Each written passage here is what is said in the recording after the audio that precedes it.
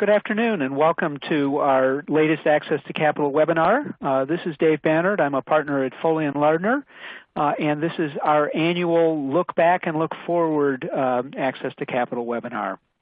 We're going to review some significant developments in the law relating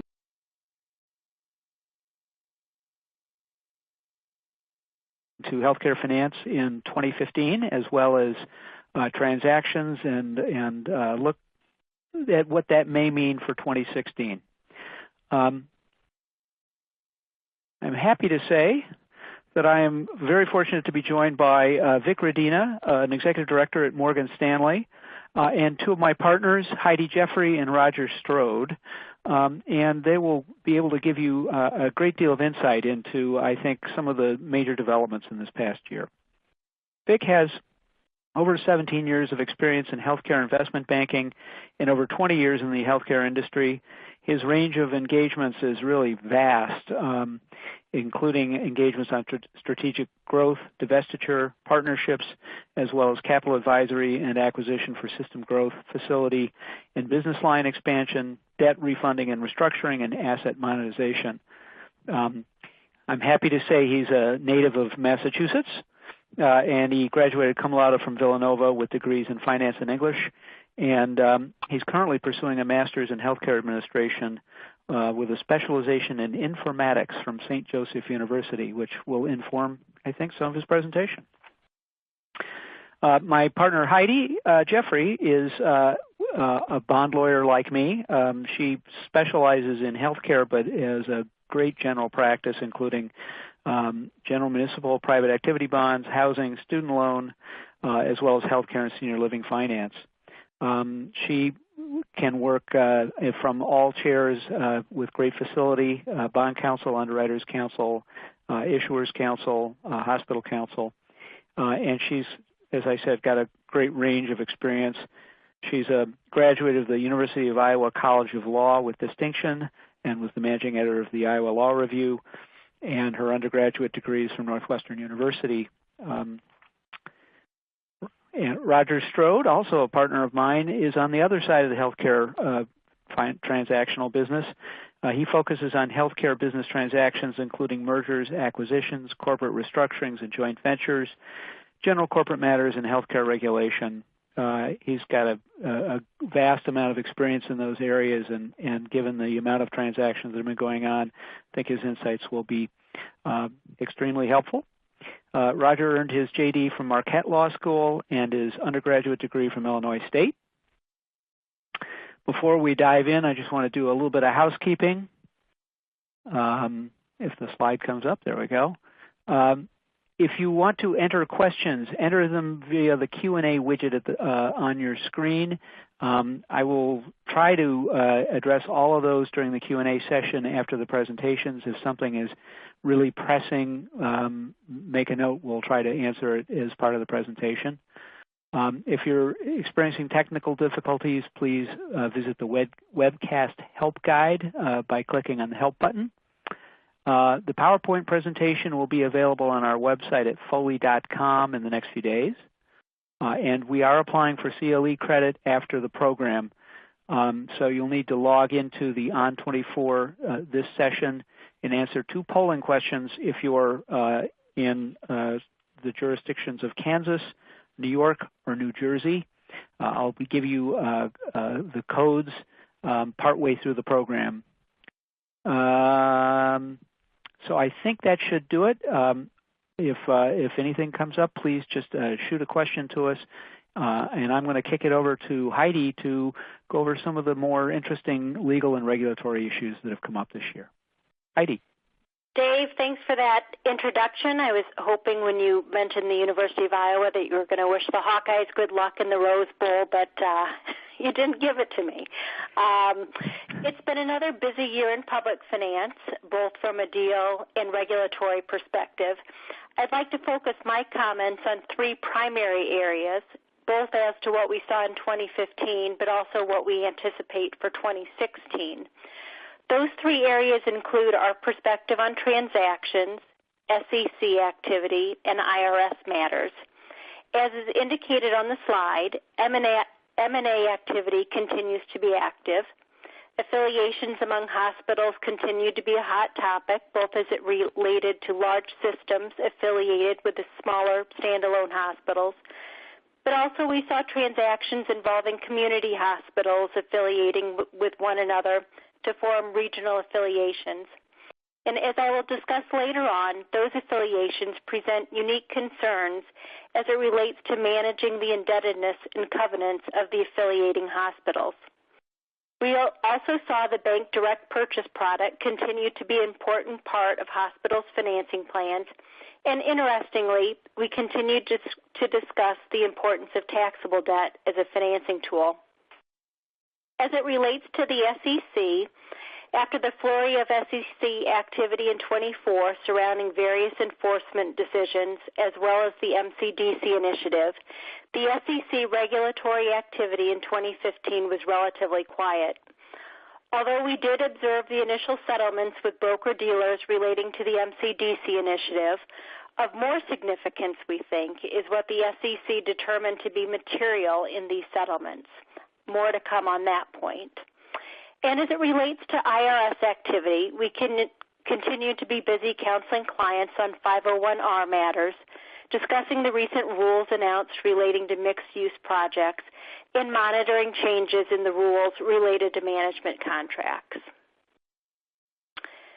So, turning to the slide, transactional arena, as Vic will discuss further, M&A activity continued to be active in 2015.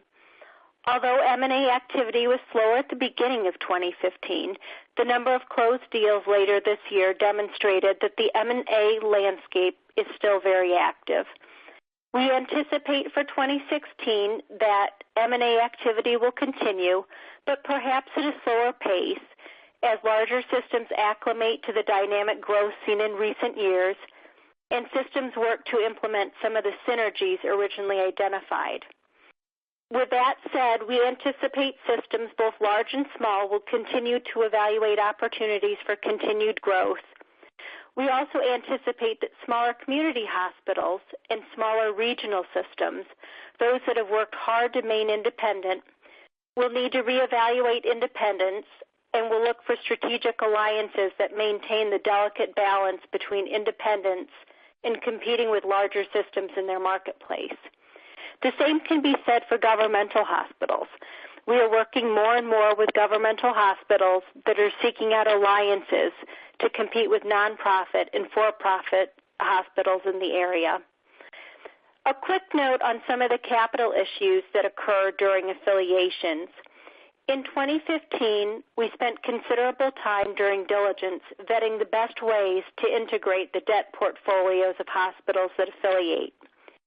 There really are two primary options: keep both credit groups independent or work to assimilate the debt of the acquired hospital. We have found that most clients prefer, all things being equal, to assimilate the debt, whether through acquisition financing, a refunding of debt, or through credit substitution provisions to the extent underlying bond documents permit that. Turning to bank direct placements, as noted on the slide, bank direct placements continued to be very active in 2015.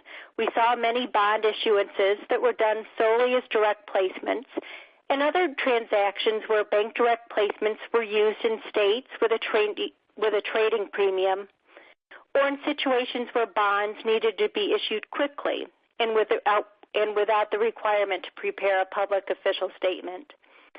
We think 2016 will be an interesting year to watch as it relates to direct placements. First, there always is the risk that banks will reduce its direct placement funding.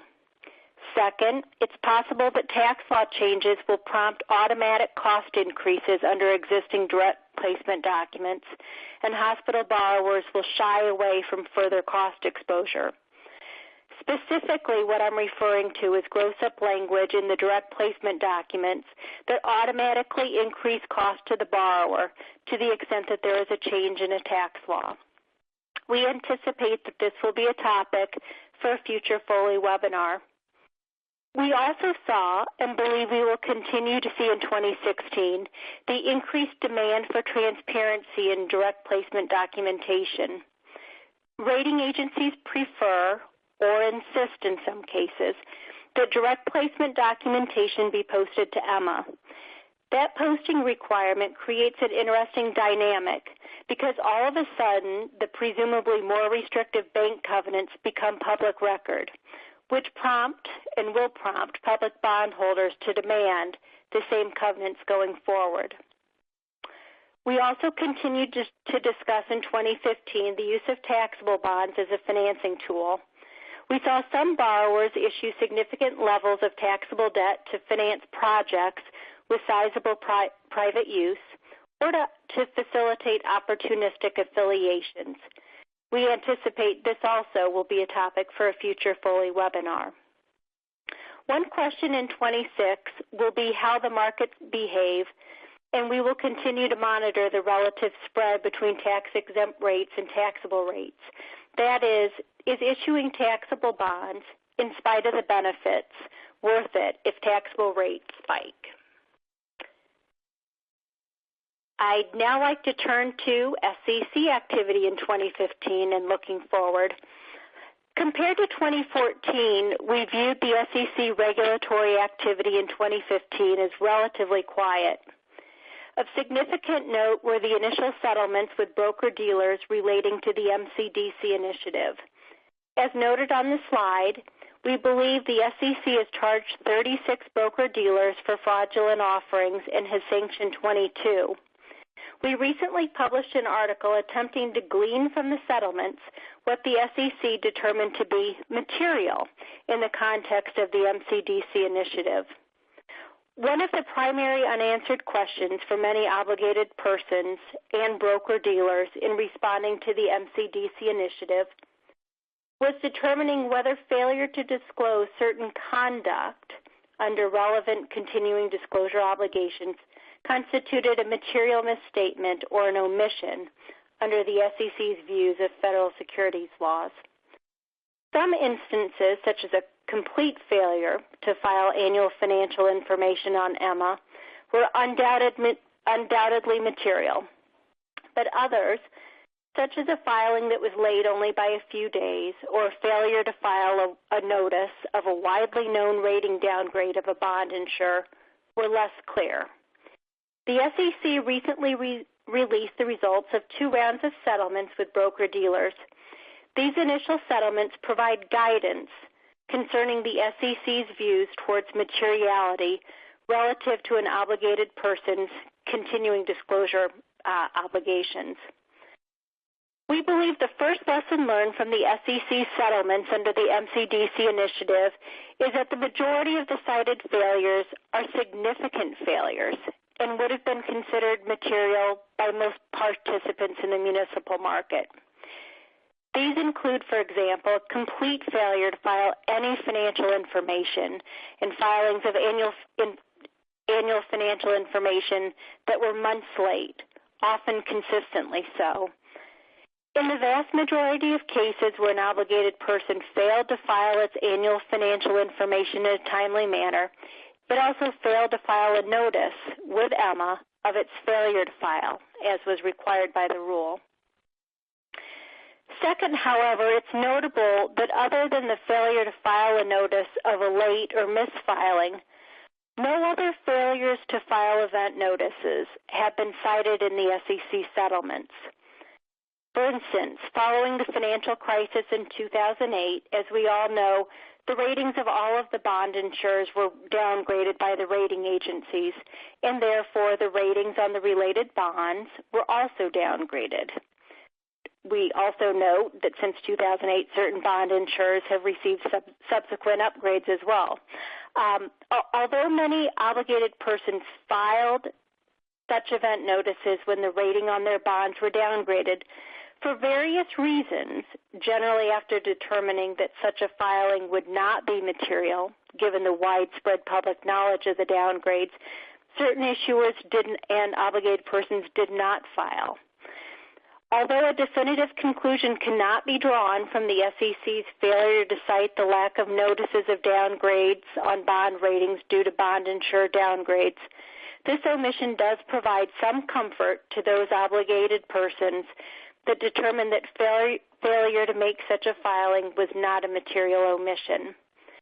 As noted on this slide, we anticipate 2016 will be active with issuer and obligated person settlements following the initial focus on broker-dealers. Sticking with the SEC, one takeaway from the MCDC initiative, as well as recent enforcement actions, is a continued focus on the need for a borrower to adopt policies and procedures relating to primary and secondary market disclosure. We think this focus will continue in 2016. These procedures should be tailored to an organization's internal structure. It is important that the procedures take into consideration the internal controls for identifying material events that may need to be reported. This monitoring may be easier for a standalone hospital and more challenging for a national system with hospitals in multiple locations. This underscores the need to designate one or more persons that have responsibility for secondary market disclosure. It also underscores the importance of training, both of those individuals with responsibility, but also for those individuals that may have responsibility for areas that could trigger secondary market disclosures. For example, it could be that one or more persons in a Treasury department at a hospital system have responsibility for secondary market disclosures, but training of those individuals is not enough. It is important to educate, for instance, the team responsible for affiliations, as well as for training of in-house counsel, on the importance of upstreaming material information to the persons responsible for secondary market disclosures. We also think a year-end review conducted by the individuals with responsibility is important to make sure that all filings have been made timely and to make a determination that all material events have been noted, even if a late filing is required. A quick note on the SEC's continued focus on transparency. The SEC has indicated that the municipal securities market has been subjected to a far lesser degree of regulation and transparency than other segments of the capital markets. We anticipate that the SEC will continue to suggest initiatives to level the transparency playing field. The SEC has also indicated that according to Federal Reserve data, dealer inventories of municipal bonds have fallen significantly since the end of 2007. Institutional investors have partially stepped in to fill that void, along with bank direct placements. But this all signals the SEC's concern about reduced liquidity in the municipal securities market. A quick word on what I think is to come.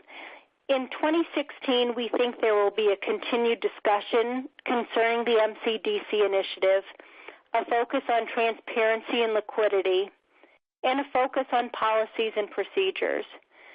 We also are of the view that there could be additional revisions to Rule 15c212 to create additional transparency. Now I'd like to turn to my personal favorite topic, IRS matters. Starting with 501R. We note that this topic likely is not new for many of our listeners today. As many of you know, 501R was enacted as part of the Affordable Care Act. It contains a community health needs assessment requirement, a financial assistance policy requirement, requirements relating to limitations on charges, and billing and collection requirements. The final regulations were published December 31st of 2014, but 501R generally applies to taxable years beginning after December 29th of 15. It contains very detailed requirements that are generally not safe harbors. And those requirements include not only conducting a community health needs assessment and adopting policies, but also actual implementation. continuing with IRS matters, and we'd like to focus in particular on the mixed-use final regulations that were recently announced. In October of 2015, the Treasury Department and IRS published final regulations concerning the treatment of mixed-use projects financed with tax-exempt bonds. These new regulations have particular importance for tax planning and tax compliance of C3 healthcare organizations that are borrowers of tax-exempt bonds. I noticed that Foley published a client alert on this topic, and that alert can be found on the firm's website. The new regulations, most importantly, facilitate the use of projects financed with tax-exempt bonds for mixed-use purposes. That is, uses that are treated as furthering the exempt purposes of a C3 organization and the private use purposes not generally permitted for projects financed with tax-exempt bonds. The private uses which are generally not permitted include any unrelated trade or business use of a C3 organization and certain uses pursuant to contracts with entities other than C3 organizations or state and local governments. The new regulations have particular importance for nonprofit healthcare organizations, since these organizations commonly have extensive contractual arrangements with private entities and commonly have complex operations which include some amount of unrelated trade or business activity. Rather than cover what is included in our client alert, I thought I'd focus our attention on a few key takeaways of the final regulations. First, the new regulations expressly and helpfully permit floating use of the portion of a project treated as financed with qualified equity. For example, suppose the cost of a 10-story building are funded 70% with tax-exempt bonds and 30% with an organization's cash. The new regulations generally provide that private use of 3 floors will not be treated as private use of the tax-exempt bonds, even if the particular 3 floors change from year to year. This floating use rule will be particularly helpful for many bond-financed healthcare facilities with dynamic and changing operations. Second, one of the most favorable rules in the new regulations is a very flexible definition of a project. This rule is particularly important in light of the rules that permit private use to float within a mixed-use project.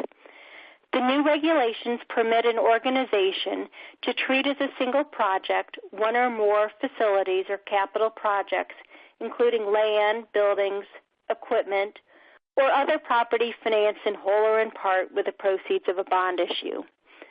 Proposed regulations generally permitted only certain functionally related facilities, such as adjacent buildings, to be treated as part of the same project.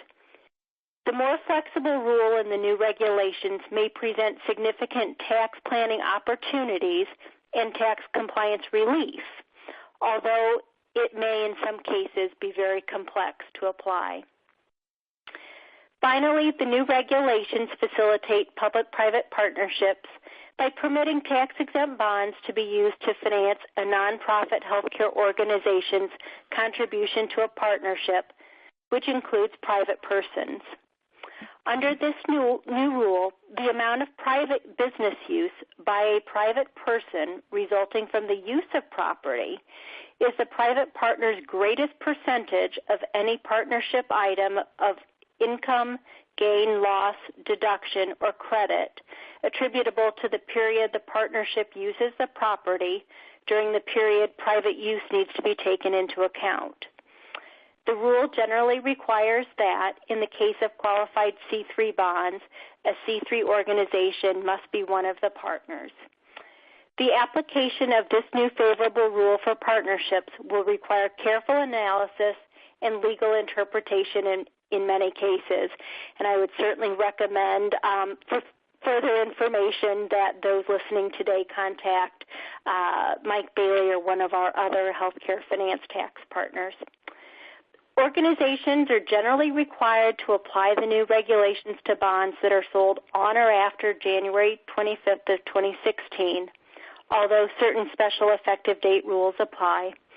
We anticipate this will be a tax focus in 2016, and again, we invite you to visit our website and the posted client alert, which provides greater detail on this recent IRS development. Staying with IRS matters, a word on management contracts. In October of 2014, the IRS released Notice 2467. This notice amended the existing management contract guidelines by adding a new safe harbor that permits greater flexibility for contracts with terms of up to 5 years. The notice also provided for an ACO safe harbor and established criteria to allow a medical service provider to participate in the shared savings program through an ACO.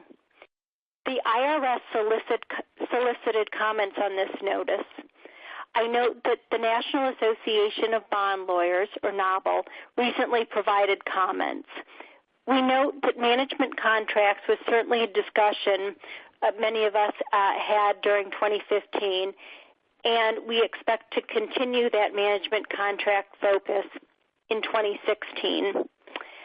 At this point, I'd like to introduce Victor Radina from Morgan Stanley, who will provide us with an overview of current strategies and structures being used in not-for-profit healthcare delivery. Vic? Thanks, Heidi. Let me just go ahead and send us to the first page here.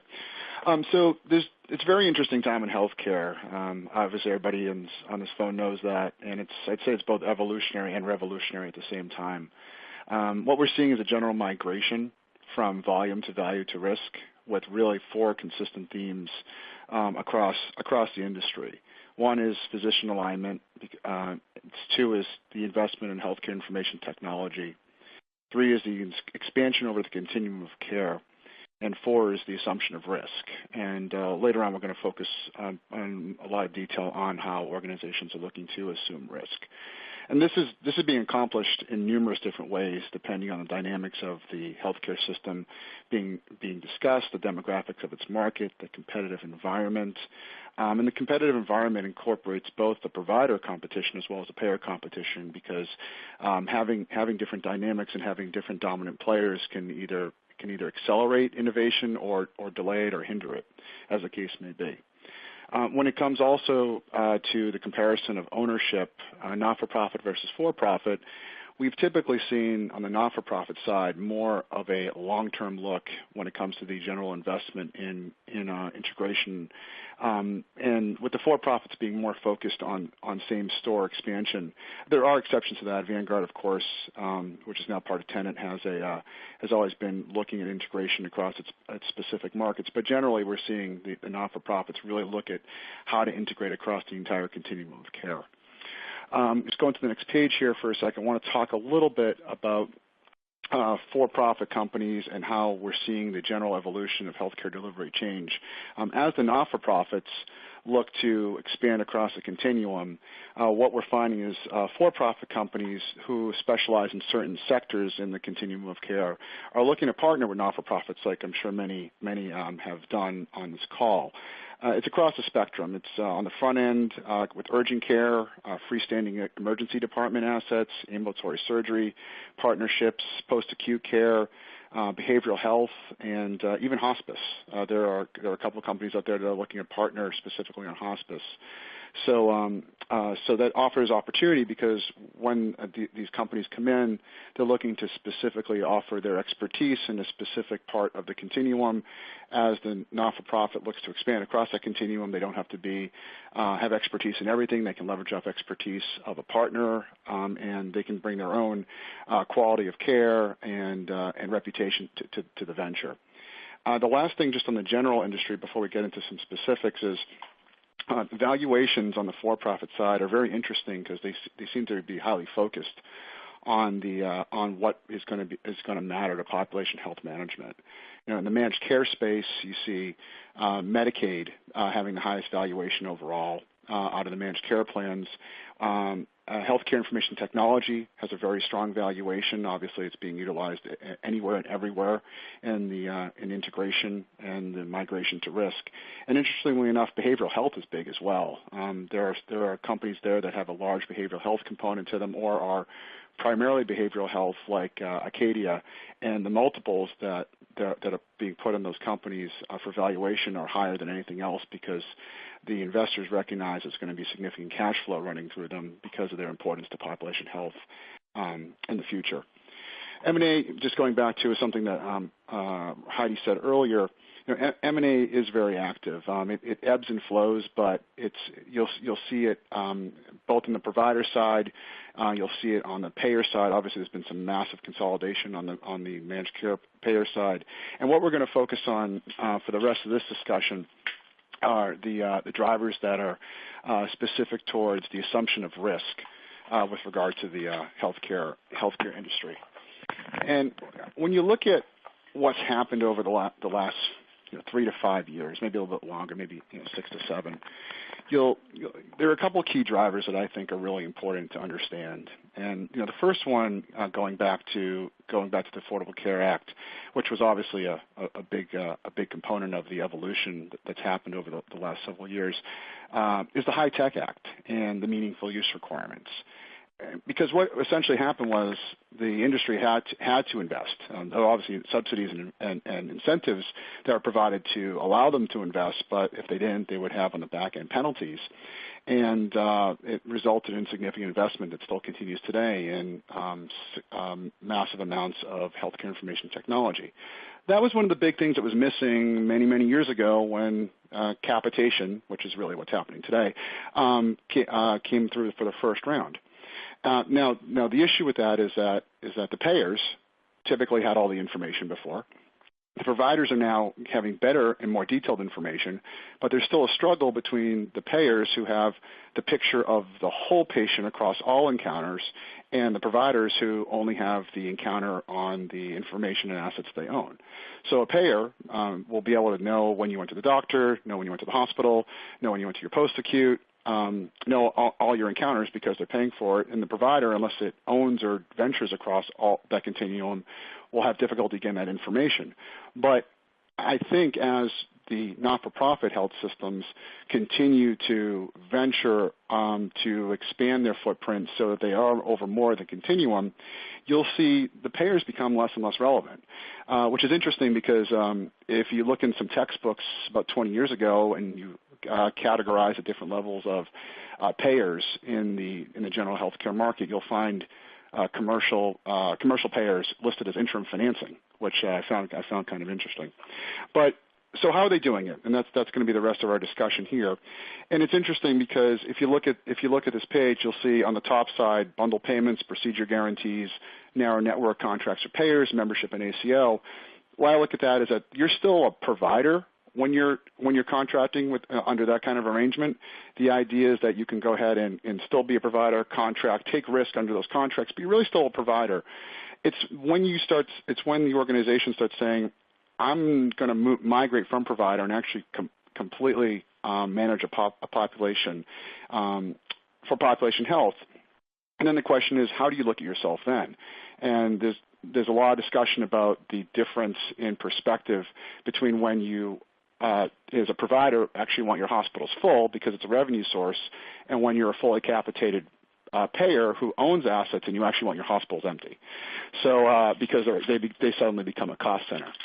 So what I'd like to do now is talk a little bit about how organizations are migrating to that risk, and it's all over the place. It's a combination of acquisitions, mergers, ventures, as well as startups. And you'll see here 7 examples. They're kind of across the board when it comes to the different drivers behind them.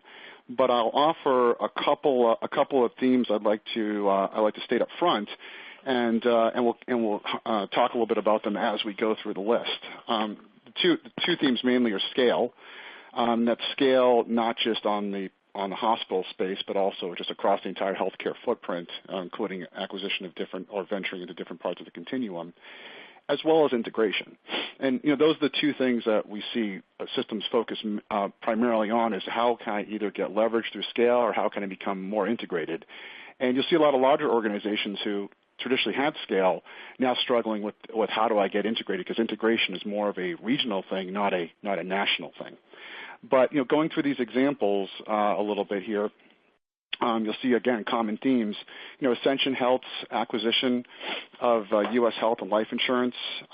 What does that mean for them? Well, it gave them the licenses in several different areas of the country, and it allows them to now look at population health management and look to integrate in certain markets where there's overlap between the footprint of U.S. health and life and their existing footprint. So in this case, Ascension already has a scale. But what are they looking for? They're looking for the further ability to integrate, and it's not uncorrelated that they put it specifically under the Ascension Care Management, and in Michigan it's part of the Together Health, which is the venture with Trinity. So they were looking for the managed care expertise. They found it, they acquired it, and now there's going to be a question of how they deploy it across the system. The next example, Baylor Scott and White Healthcare, they were perfectly contiguous, adjacent to each other. Baylor is an organization that has a lot of assets across the continuum of care. Scott and White is known for its quality of care, as well as a health plan that it has had for quite some time. You put these two together, and now what do you have? You have one scale, and the scale is one in hospital, but it's also in physicians. It's also in non-acute assets. But you also have the health plan that can now not just be on the Scott and White assets, but be deployed across the entire platform. So it offers that enhanced ability to integrate by now taking more risk as you go ahead and integrate across the entire footprint. So this is an example of getting to that ability to manage risk, take risk, and manage risk through a merger while at the same time increasing your scale and expanding across the continuum of care.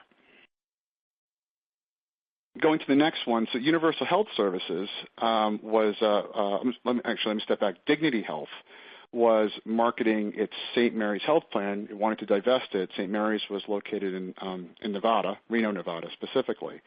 And it went through a process, and Universal Health Services, the for-profit hospital management company, who also has a significant behavioral health component to its business, was the winner of the acquisition when it was all said and done. And what was their goal in it? Well, they were looking for an acquisition that they could then convert into a integration and risk-taking opportunity, not just in the Nevada markets where they had substantial assets already, but also across their other footprints in the nation. And you can see that they've already looked to expand into the northern and the southern Texas markets with specific Medicare products. So this is, again, another example of Universal Health Services has the scale. They're a national hospital management company, but they were looking for that expertise so they can then overlay onto their existing footprint so that they can further go down the path of population health management.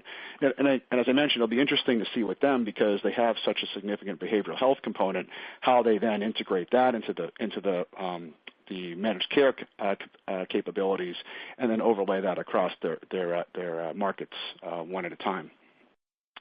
Banner Health, University of Arizona Network. Again, this was a regional play, much like the Baylor Scott and White play. They already had some scale. Banner's a very large organization, but it increased their scale even more and gave them more assets, including the academic medical center capability. And it provided the integration because the University of Arizona Health Network has existing plans within it, and they're looking to leverage off that expertise on what is a significant footprint in the Phoenix market. So again, I categorize that one as both a regional scale, both in size as well as continuum of care and integration play. The next one is Partners Healthcare, for an example of what's happening in the industry.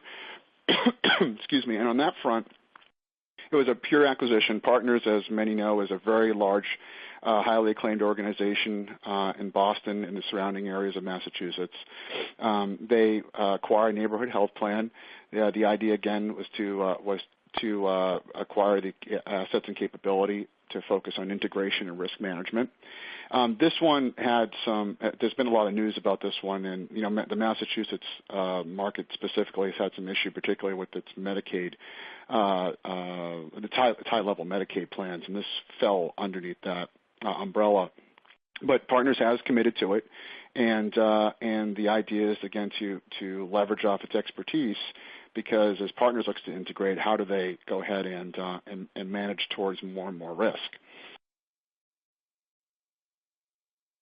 And now all those examples I just went through were either an acquisition or a merger play. There's also partnerships in the sense of narrow network ventures, where providers are becoming, exclusive, if not semi-exclusive, if not exclusive, partners of managed care organizations and the idea is that they will provide, in general, a better overall cost of care for the same, if not improved quality, and there'll be a general diversion, for lack of a better description, of patient flow specifically to that provider set of assets.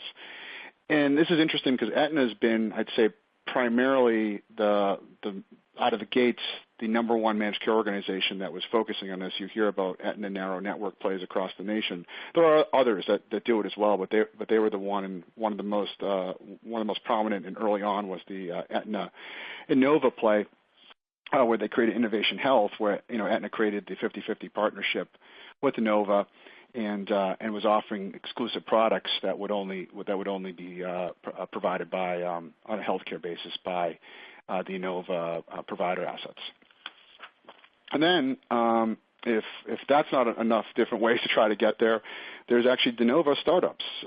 North Shore LIJ, now called Northwell after they changed their name, they started Care Connect. They said that we wanted to go ahead and start our own insurance plan. They brought in the expertise from outside consultants, but this truly is a startup insurance company where they think they can utilize that expertise and develop a managed care plan that will now allow them to further integrate and get up the food chain with regard to dollars when it comes to risk. Trinity does a lot of this in specific markets. You can see, across Camden, Columbus, Fresno, Langhorne, Conshohocken, which is just down the ways from me. They look at the local partners and try to figure out are there ways that they can create partnerships to get that expertise, get that patient flow, take some capitation, but not completely jump into to full risk, at least at this moment. The other side of this is there are lots of not-for-profit organizations, as well as one or two for-profit, that have health plans within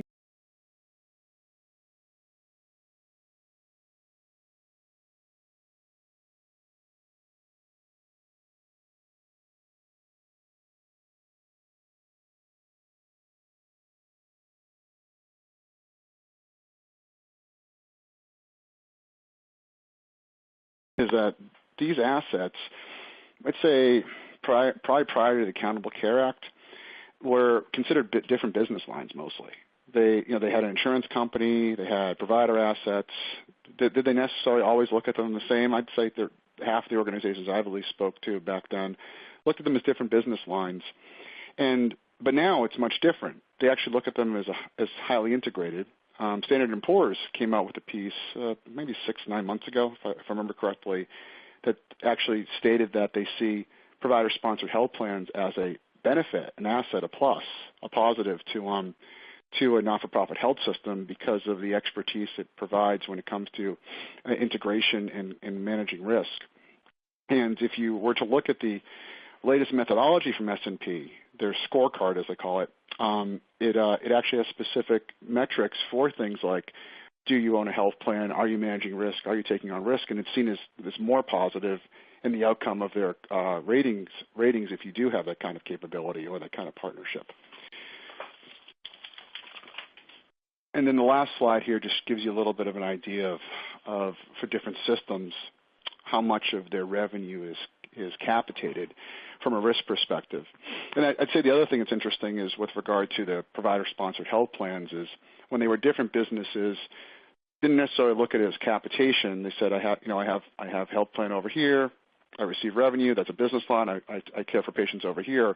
Now they're aligning it and they're saying, okay, how many of my patients that the provider business is seeing are actually insured by my health plan, and that essentially becomes my capitation, and can I leverage off of that? What we're also seeing is, going back to just strategies and focus, is many organizations are, when they're looking to figure out how they can manage risk and taking the initial steps towards it, they're saying, let me start my own employee base. I want something that I have a little bit of control over. I want to start with my employee base, which I insure anyway as a provider, and let me see if I can manage that population, see what the outcomes are, and then I can take that expertise and migrate it over to other opportunities, whether it be a Medicare Advantage plan or ownership in another plan like a Medicaid plan that they have, or even partnering with to start up your own commercial plan like we discussed earlier. So I think the general thing I'd like to state off of this is that there's a lot of M&A happening. It's on the provider acute asset side. There's some of it happening on the non-acute side, although you're seeing much more joint venturing happening on the non-acute side. But there's a lot of focus on how these organizations are going to take risk. And if you talk to any of the prominent C-suite members across the nation, they talk about, I'm going to have more and more risk and more capitation as time goes on. So if I'm going to be taking that kind of risk, why don't I get further up the food chain? And as they look to get further up the food chain, that means that they're taking on more risk. They have managed care capabilities themselves. They have capitation capabilities themselves. They have population health management capabilities. And with those capabilities, I think it's going to be a very interesting dynamic to see how the players respond. The payers respond, because my take is that the payers are aggregating the way they are because they realize that if they don't do something, they could actually be cut out of it because of the strategic moves that are being made in the not-for-profit space towards the migration of risk and in general on managed care. David, that's pretty much my section. For the Q&A session, we've gotten in a question regarding the MCDC, which I'll toss out. And the first question was, did the MCDC initiative the results provide any guidance regarding the materiality of the content of disclosures? And I don't recall that it did, but I also think that it wasn't really intended to, because the MCDC initiative was really about reporting failures to make required disclosures, as opposed to specific failures in those disclosures. But I want to ask Heidi if she's seen anything like that or disagrees. No, I'd concur that the MCDC initiative didn't necessarily focus on content, but I think the SEC's continued focus on transparency and the focus on secondary material events really does go to content. And I think what we're seeing more and more of is investors that are looking for quality reporting. They want to know whether it's in your quarterly MD&A. They're looking for the story behind the numbers. So the content, which has always been, what is the content that a reasonable investor would look for? What is good quality content? I think the content wasn't necessarily addressed by the MCDC initiative, but I think the SEC continues to be very, very focused on the quality of the content, both through the increased focus on reporting of material events, the continued focus on transparency, but further, I think we also see it more when we help clients come to market, and you see the big funds that are asking questions about frequency of reporting and kind of the outline of what will be disclosed. Okay. I got a couple questions here that I wanted to run by the panel as well. As we've been discussing, there have been an awful lot of mergers and acquisitions or other kinds of affiliations among healthcare providers over the past few years. I'm just kind of curious as to polling all three of you as to whether or not you expect that trend to continue next year and at what level. David, hey, David, Roger, go ahead.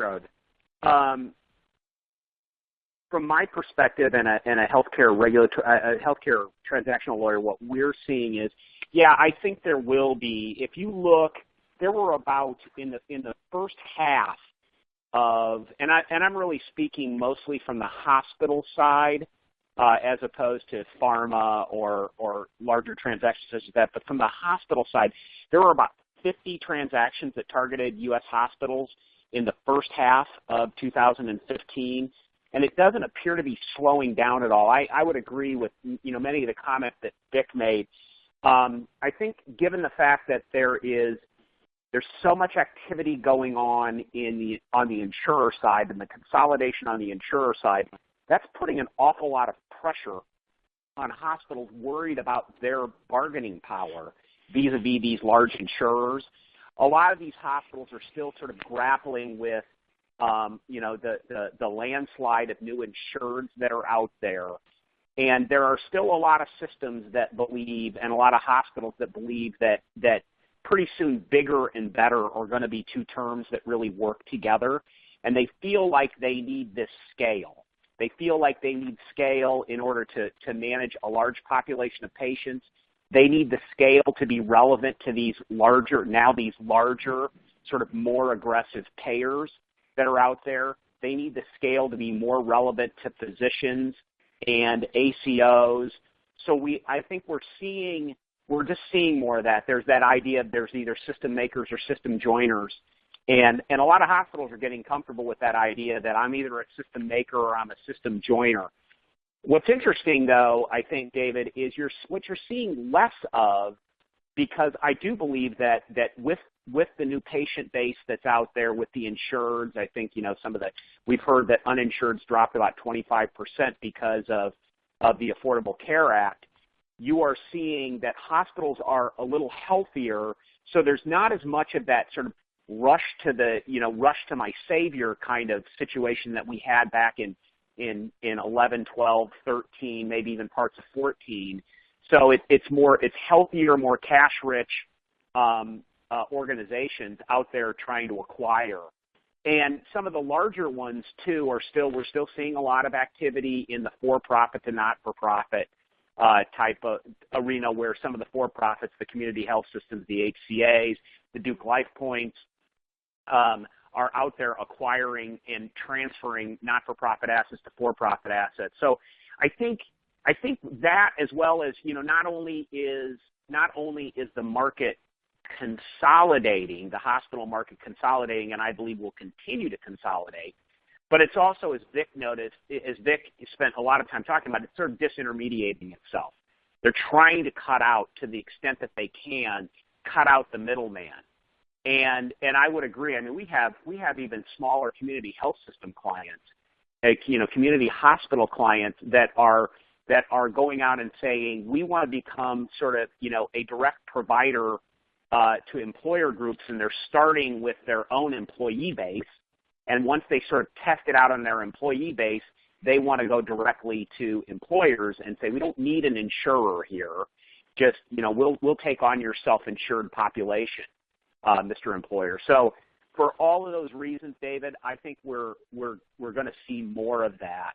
There's a couple other things that I've noticed and we've noticed trends with respect to what's happening with this space. Is another thing that's happening to hospitals is we're starting to see hospitals shed themselves or joint venture service lines where they've decided we're not particularly good at this anymore.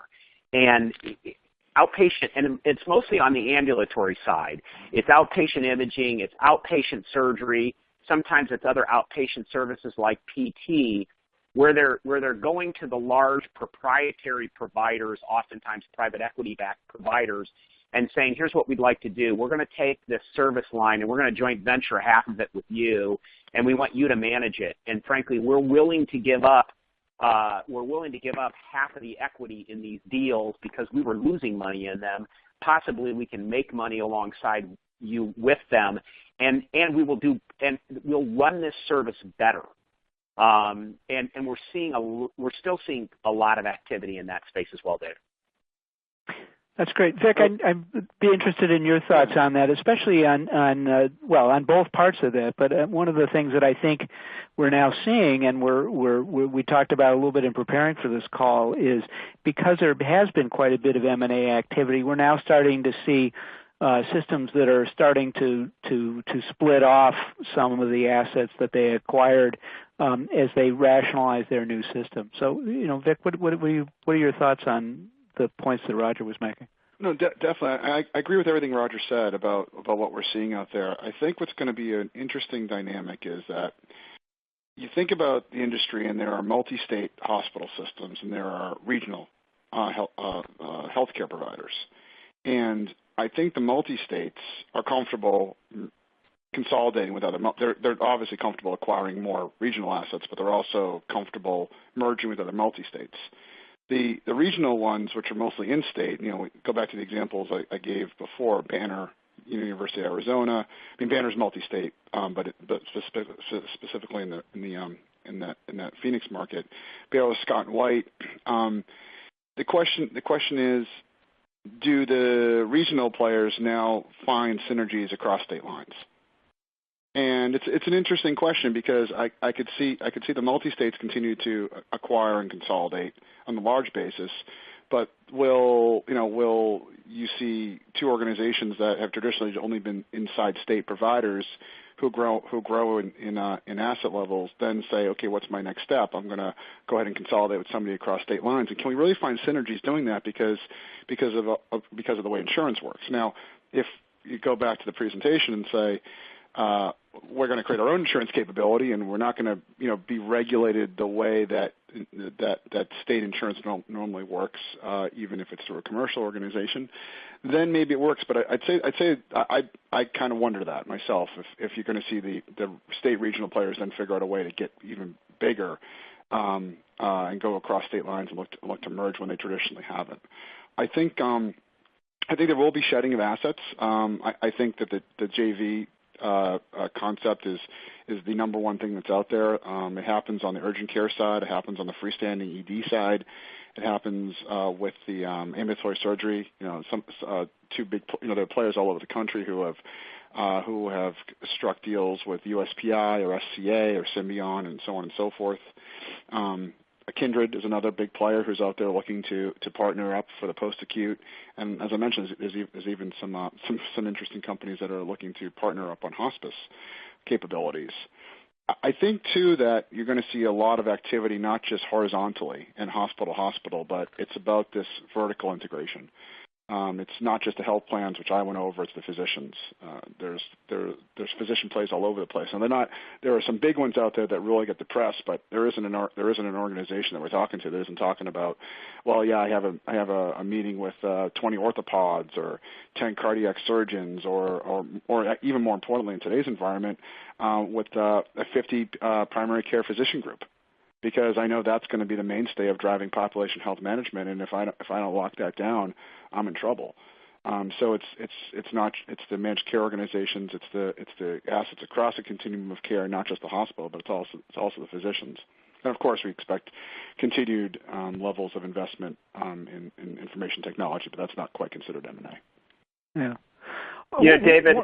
Well, yeah. And David, I want to jump in real quickly, because the one point that my two colleagues haven't made, and I concur and echo what they say. I think for a lot of the systems that have entered new markets, they need to continue the work that they've established. In other words, they've created this footprint in a new market, and I think we'll see continued M&A growth in those new markets, just to tease out the initial investment, if you will, in that area.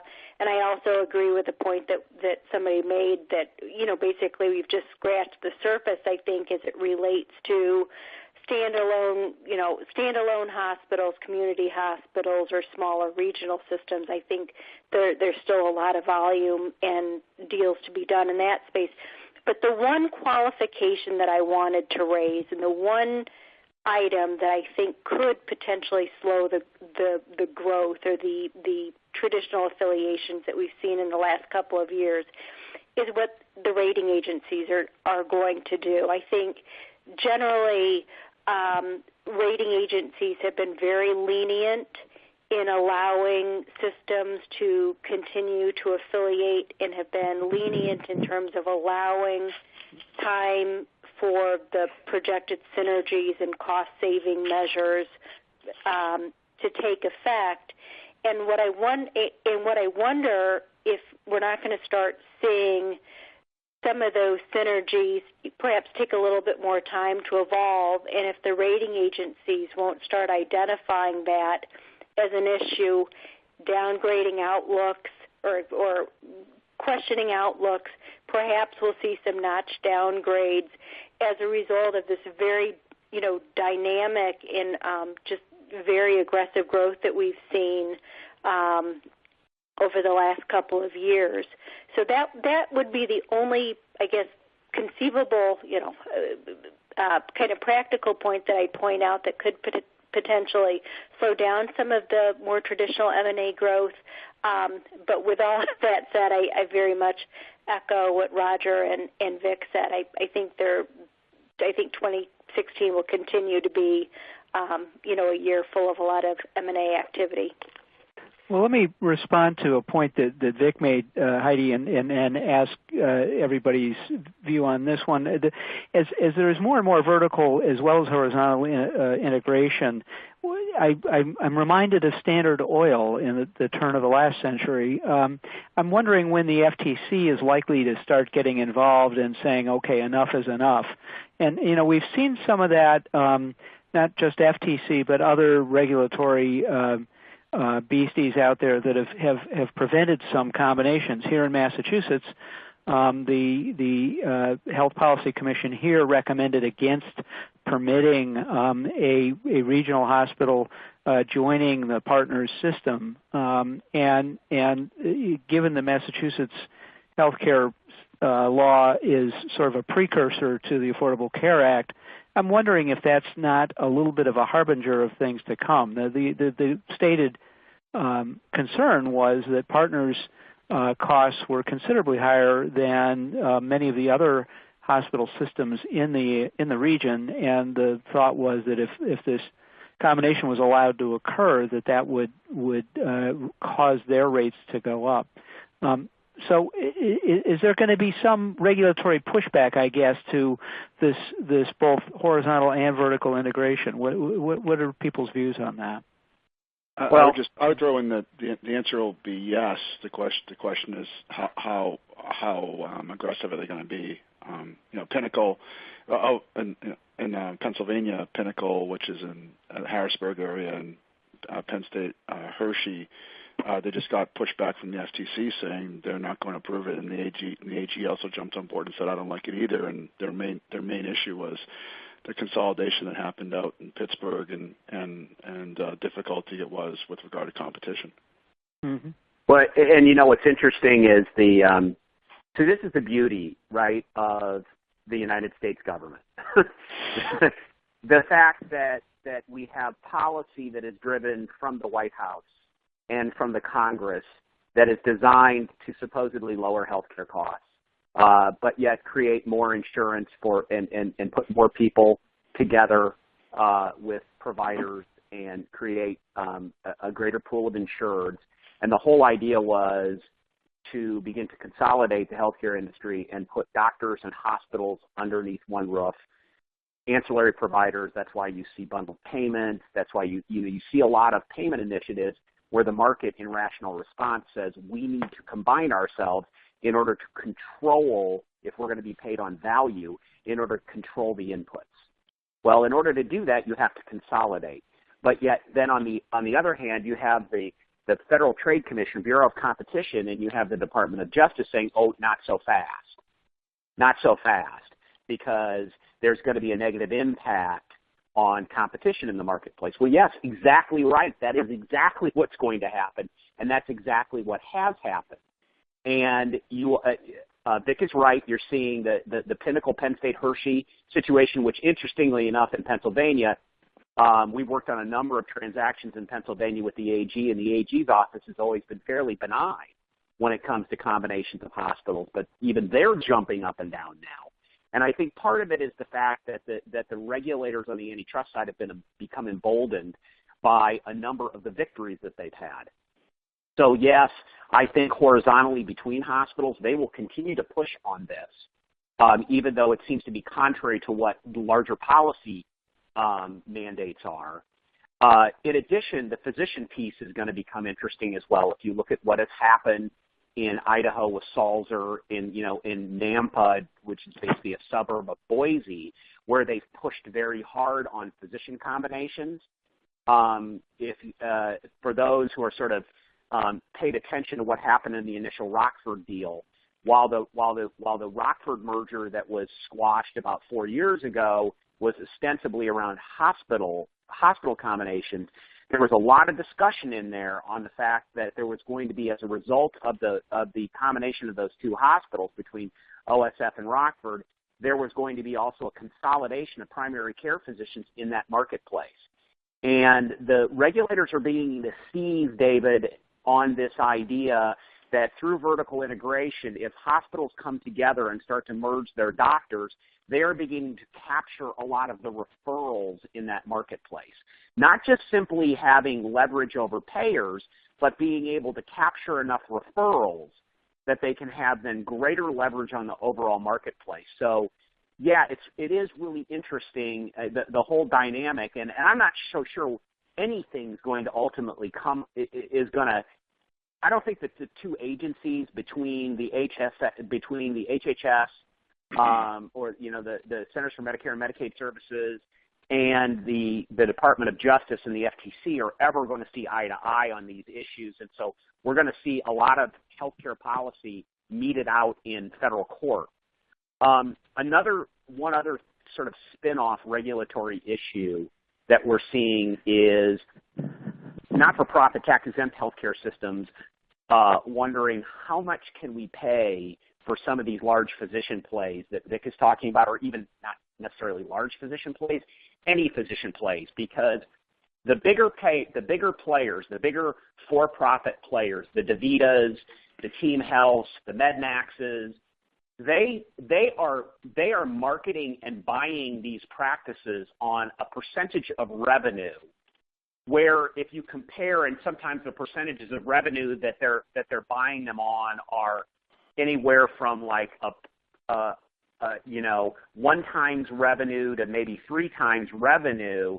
But when you compare that to what's being paid on the discounted cash flow approach, that the multiples that are being paid for some of these groups are sometimes in the 22 to 25 times EBITDA. And we as healthcare lawyers that look at these deals, and we look at it and we just don't see, those of us that represent tax-exempt entities and also just hospitals that are going to acquire these doctors, and these doctors are going to make referrals within the system, we don't see 25 and 30 times EBITDA multiples. And it starts making people nervous, and a lot of the tax-exempt orgs and hospital orgs that are trying to compete against these larger consolidators of physicians are really struggling with what they can pay and can they pay, and if they can't, they lose out. So there's that dynamic that's going on too. It's really a fascinating kind of it's a fascinating dynamic that's going on in the industry right now as a result of a lot of these combinations. Interesting. I'm wondering how much of this is flying below the radar screen and how much of it is going to, as you say, get played out either in court or through regulatory actions, because we've also sort of seen the same thing on the tax side. The recent amendments to the management contract requirements, as well as the new allocation and accounting rules, are pretty clearly designed to liberalize these rules to make it easier for tax-exempt entities to partner with for-profits and create partnerships in those ways.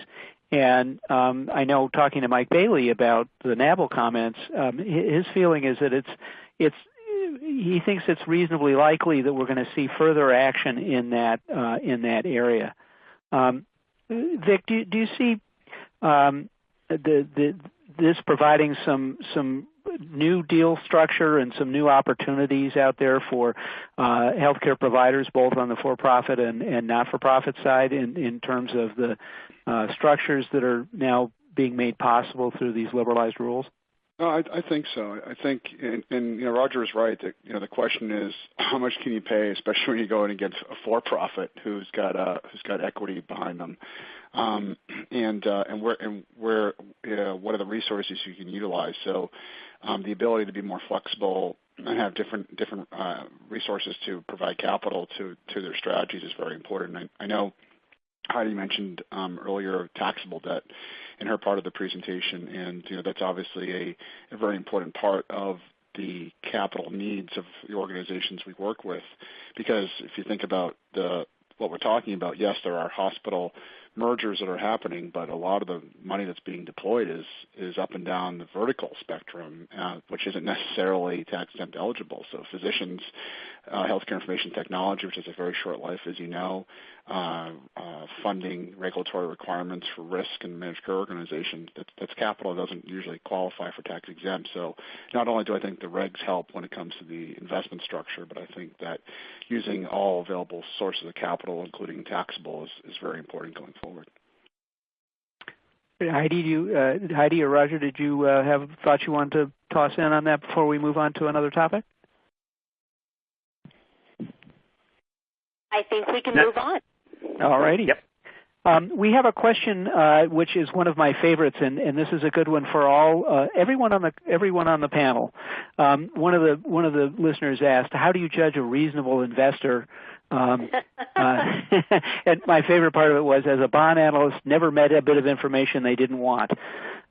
So, in all seriousness, this is one of those difficult questions. Vic and I worked together on putting together a new disclosure document for a recently merged system, and trying to determine, what information really needed to go in there and what information, was probably fluff, and what information that management wanted in there to use to, position themselves. It is often a pretty ticklish thing. So, anybody have any thoughts they want to offer on that? Provide some guidance. I mean, I'll jump in if I could, and the first thing is, so where do we start? We start what we think is material, and I mean that from the perspective of how can we disclose the best and truthful information about our clients, so that we get the strategic capital that they need from the markets. With that said, you're absolutely right. There are numerous situations where, and I'm not even sure you guys see them all, David, Heidi, and Roger, where we're in the middle of a pricing, and we're having investor XYZ call us up, say they want this, say they want that, say they want that, and it comes down to a negotiation.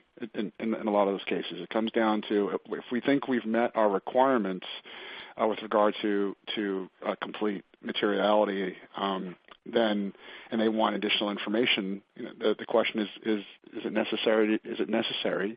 And if it's a situation where there's a lot of demand, and there's a couple outliers that are saying that they want things and we don't think we need that order, then we'll say, listen, we don't think that, nobody else is asking for that, or we don't think that's really necessary to your credit evaluation, and we proceed.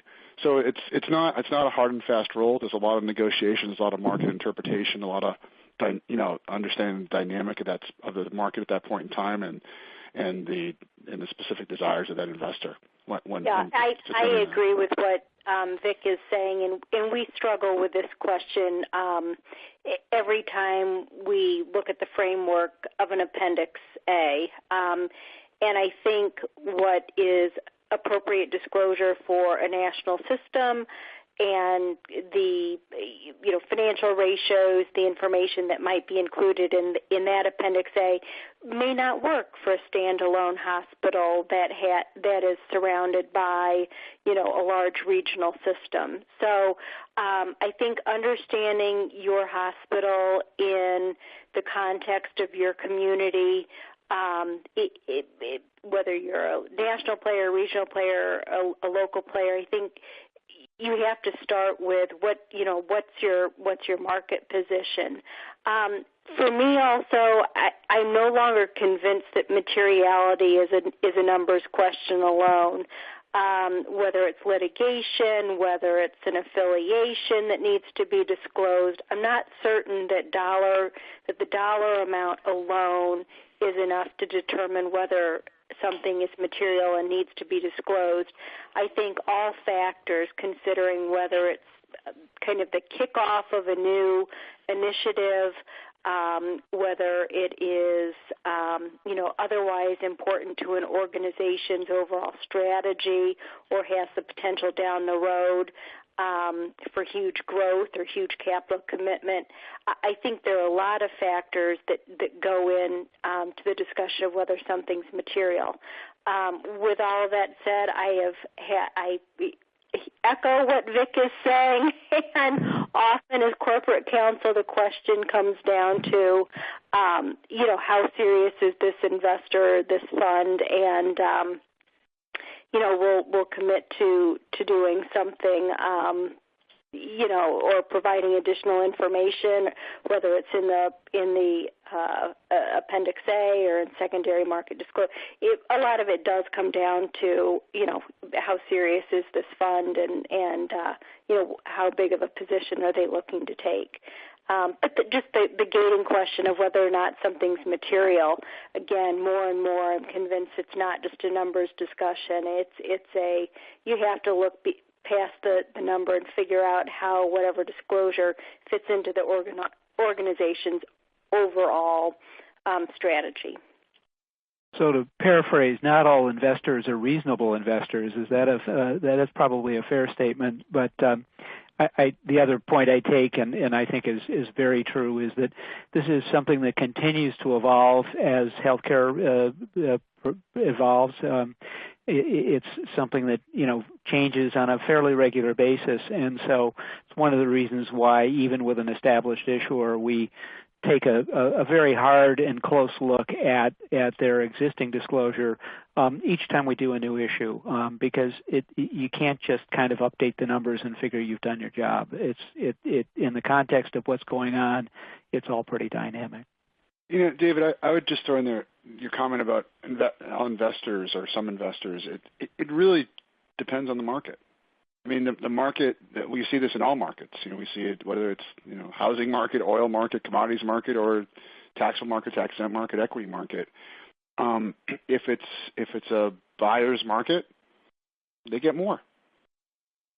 If it's a seller's market, then it's that their requests are usually less. Fair enough. It's a lot like covenants, I suspect. Vic, can I start with you? Just to you see as much as any of us on a national basis as to whether folks are kind of adopting formal policies. Yes, they are. They're adopting formal policies. I'd say that most of the situations we run into weren't necessarily ones where a policy wasn't in place. It was more a situation where legacy organizations come together and they realize that there was something that didn't meet a certain regulatory requirement, and historically a policy wasn't in place, but the policy is in place now. They just weren't aware of that, it not being caught in the past and it carrying forward. But no, I think the difficulty in the not-for-profit space is that they're exempt, but they're not exempt. So do they ever go to a full SEC type disclosure level? And many organizations who've released really thoughtful quarterly disclosure have a very easy time at meeting any changes when it comes to requirements on the disclosure front. But there's always the back and forth of how much do I need to do and follow versus how frequently I'm in the market. But I definitely think there have been organizations that I've seen who have changed their policies and procedures to make sure that they don't fall awry of the new pressure and focus of the regulators on the disclosure front. Thanks. Heidi, are you seeing anything like that with some of your clients? Absolutely, and whether it's the enforcement, whether it's the enforcement focus that we saw in 2013, 2014, the MCDC initiative. I mean, all of this is a culmination, I think, of the SEC's initiative to level the playing field, so to speak, and get more timely, more substantive information into the investors' hands. Because, again, I think there's a perception, since we're not regulated as other industries are, that somehow the disclosure is lacking both from a timeliness standpoint as well as from a qualitative standpoint. So I think as a result of kind of a culmination of more scrutiny over the last couple of years, we certainly are seeing clients that are focusing on policies and procedures, yes, in response, but also largely in response to all of this M&A activity. And I think Vic hit it right on the head. When you have legacy organizations coming together, you have organizations that are getting bigger, making sure that the people who have been appointed to head up the secondary market disclosure effort, heck, even during the initial drafting of a primary official statement, you have to have some process in place when you are dealing with a bigger organization to make sure that the key people, the designated people, have the right information, and that occurs both in the primary offering as well as, secondary market disclosure. So we certainly have been talking to clients a lot about policies and procedures. More important to me than the piece of paper, though, when I'm talking with a client is, what are you doing presently? Does somebody know to pick up the phone and call you to the extent they start talking about selling off their hospital? And that gets into kind of one of the bigger points that the SEC also has been focused on, which is training and education. And I think that'll be a continued focus in 2016. Do the right people know when to pick up the phone? Are they sensitive to Rule 15C212 and to the need to notify the market of certain events? So again, I think the education will continue to evolve, and I think it'll continue to be a focus in this upcoming year. Roger, do you want to toss anything in on that, or?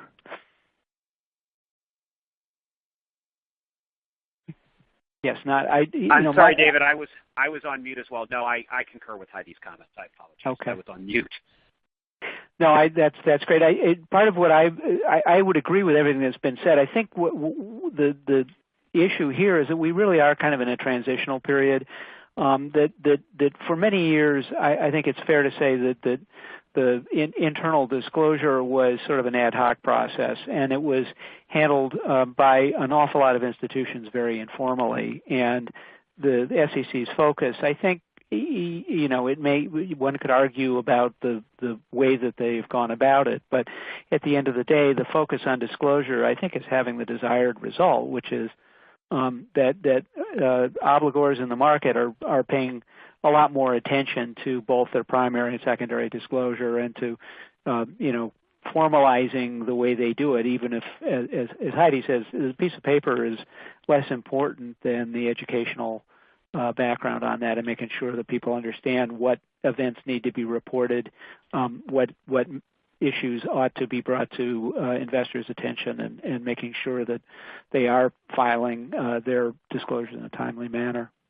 I mean, David, if I could just add just for 10 seconds, from the investor perspective, however, they are very focused on disclosure and making sure that they get disclosure real time and they're often pushing for more disclosure. They love the idea of not just formal disclosure, but also investor conference calls, and they want to know who to call. Not just that they will get called if something happens, but also who to call if they have questions specific to an organization. Yeah, and I don't mean to underemphasize the importance of paper. But I do think a firm foundation of just having a process in place is important. But I think memorializing it in an actual policy will be more and more important. And I think, quite honestly, as we see the MCDC initiative turn its attention to issuers and obligated persons in this upcoming year, I think we're going to see the conversation around policies kind of escalate. And as a result, I think we will continue this discussion surrounding written policies and procedures. I agree with both points on that, and I think similar to tax policy, that having a written procedure is likely to help. Although if you have a written policy and you blithely ignore it, that's likely to hurt. So, part of what's useful in those policies are things built into them that require those implementing them to pay attention to them. So, an annual requirement to review them, for example, can be beneficial. And to Vic's point, if an obligor is getting a question from the market on a regular basis, that may lead to an obligation to put that information out in a more formal way.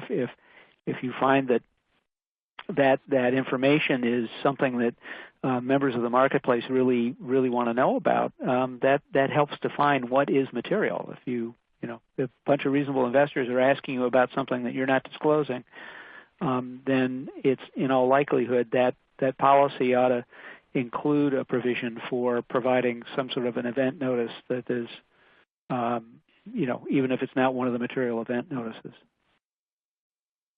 We are nearing the end of our time, and I want to thank our panel. Thank you, Vic and Heidi and Roger. Been great talking with you. There's a lot to look forward to in the coming year. I also want to let our audience know that we have some topics planned for the coming year for our new series of Access to Capital webinars. So you will be seeing notices about these, but stay tuned for a webinar on taxable bonds for nonprofits, the 501R implementation, and overview of M&A process and diligence. So please look forward to that. We'll close with our contact info, and I'll remind everyone that these slides will be posted to the Foley.com website within the next week or so. So if you want to pull these down or have any questions, feel free to contact any one of us. And once again, my thanks to all the participants.